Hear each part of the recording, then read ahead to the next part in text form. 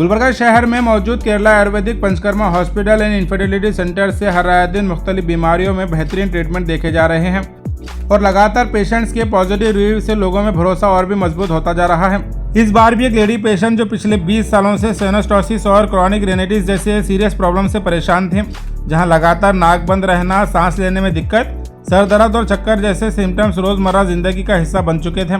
कई सालों तक एलोपैथिक ट्रीटमेंट लेने के बावजूद सिर्फ टेम्पररी रिलीफ मिला, लेकिन परमानेंट सोल्यूशन नहीं मिल सका। आखिरकार ये Kerala Ayurvedic panchakarma hospital and infertility centre को पहुंची, जहां थेरेपी के जरिए सिर्फ 7 दिन की नास्य थेरेपी के जरिए 90% तक बेहतरीन सुधार देखा गया। 15 दिन का ये कोर्स पेशेंट के लिए कंप्लीट गेम चेंजर साबित हुआ है। यहाँ लेडीज से जुड़ी हर तरह की प्रॉब्लम का बेहतरीन इलाज किया जाता है। इस पेशेंट ने अपना एक्सपीरियंस शेयर करते हुए कहा कि इलाज नेचुरल, सेफ और काफ़ी इफेक्टिव है और दूसरी खवातीन को भी इस थेरेपी के जरिए इलाज करवाने की सलाह दी गई है। गुलबर्गा शहर के Qamar colony Shalimar function hall के अपोजिट गली में मौजूद Kerala Ayurvedic panchakarma hospital and infertility centre में डिटॉक्स थेरेपी, बस्ती, नस्तिया और शिरोधरा जैसे एडवांस ट्रीटमेंट मौजूद हैं और वेट लॉस के लिए भी यहाँ बेहतरीन असरदार इलाज किया जाता है। इस हॉस्पिटल की खास बात यहाँ पूरा लेडीज स्टाफ है जो पेशेंट्स को कंप्लीट प्राइवेसी और कंफर्ट प्रोवाइड करता है। अगर आप भी किसी बीमारी से परेशान हैं तो केरला आयुर्वेदिक पंचकर्मा ट्रीटमेंट आपके लिए स्ट्रांग ऑप्शन साबित हो सकता है। ज़्यादा मालूमात के लिए स्क्रीन पर दिए गए नंबर पर कांटेक्ट करें या फिर क्लिनिक को विजिट कर सकते हैं। जी, आप हमारे हॉस्पिटल पे क्या प्रॉब्लम से विजिट करे थे? जी, मुझे साइनोसाइटिस और राइनाइटिस था। जी जी। वो नाक हमेशा बंद रहती थी। नाक गुदगुदाना, नाक गुदगुदाना, सर में दर्द रहना हमेशा। फिर कभी कभी तो बहुत ज्यादा हुआ तो चक्कर भी आते थे सर्दी से। जी जी जी।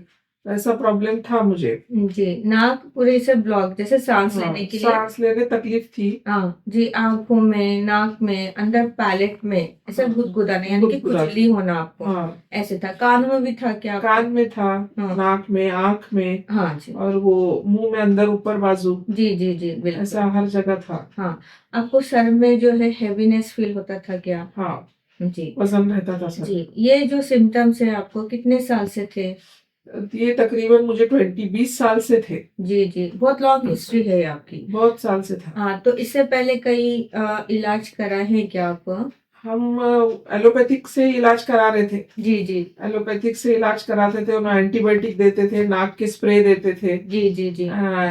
एलर्जी की गोलियां देते थे। जी जी जी। वो जब तक गोलियां हैं बंद रहता था। जी जी जी। फिर जैसे कुछ ऐसा ठंडा हाथ खाने में आया या ऐसा, तो फिर वो ज्यादा हो रहा था। जी, ऐसा हमेशा होते रहता था। रिपीटेडली होता था। रिपीटेडली हो रहा था वो जब बार-बार। आप 20 इयर्स में ये जो 20 साल के दौरान में आप जो कहीं पे भी डॉक्टर्स को बताए हैं, तो वहां पे जब आप इलाज कर रहे तो एक टेम्पररी रिलीफ था। टेम्पररी था। हाँ जी, जैसे आप मेडिकेशंस ले रहे हैं, आपको रिलीफ दिख रहा है 2-4 घंटे के लिए, और ऊपर से आप स्प्रे ले रहे हैं, आप एंटी एलर्जिक ड्रग्स ले रहे हैं, हेवी एंटीबायोटिक्स भी आप ले रहे थे। हाँ, जी, तो इसके बावजूद भी जो है जैसे क्योर तो नहीं हुआ है, क्योर नहीं हुआ वो। जस्ट सिम्टोमेटिकली थोड़े दिनों के लिए दबता relax। था बस वो। जी जी। दबने के बाद में जैसे ही कुछ और तकलीफ हुई कि फिर से शुरू होना। फिर से वापस से हाँ। जैसे का वैसे ही। वैसे ही था, और शुरू हुआ तो फिर एक टाइम 20-25 छींके एक साथ, जी जी। नाक में से पानी जैसा बहता था। हाँ जी जी। वो सब प्रॉब्लम हो रही थी मेरी। जी, ये तो बहुत ज्यादा आपके सिम्टम्स थे और हिस्ट्री भी बहुत ज्यादा पुरानी थी।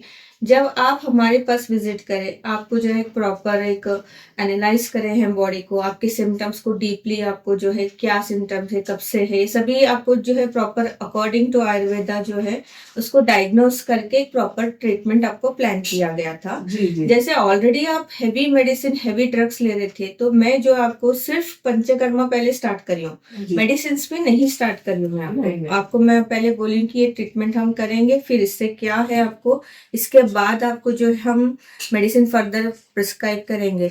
आपके जो सिम्टम्स थे और आपके एमआरआई रिपोर्ट्स जो थे, वहाँ पे क्लियरली इट इज मेंशन कि आपको रेनाइटिस है और साइनसाइटिस है, और ये पूरा टोटली पूरे सिम्टम्स जो है आपके एलर्जिक की तरफ, पूरे जो है एलर्जी साइट्स थे आपके।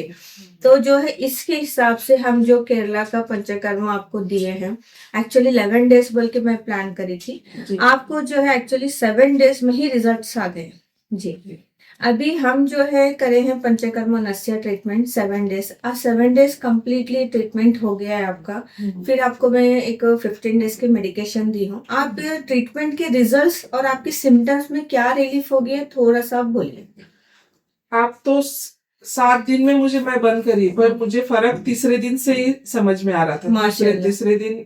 दूसरे दिन से ही मुझे जरा जरा फर्क हो रहा था। जी जी जी। मैं स्प्रे भी ली नहीं, एलर्जी की गोलियां भी ली नहीं दूसरे दिन से। जी जी। पर पूरा मुझे रिलीफ तीसरे दिन पूरा रिलीफ था। कंप्लीट रिलीफ था। हाँ जी। ऐसा मतलब नाक बंद नहीं थी, खुजाना सब बंद हो गया था जी। सिर्फ 3 दिन में, सिर्फ तीसरे दिन ही खत्म हुआ था। जी जी। पर और रहने तो मैं बोली एक बार एक पूरा होता तो भी बोल के आगे मैं पूरा 7 दिन तक 7 डेज का कराए हैं। हाँ। आज 7 डेज कम्प्लीटली हो गए हैं आपके।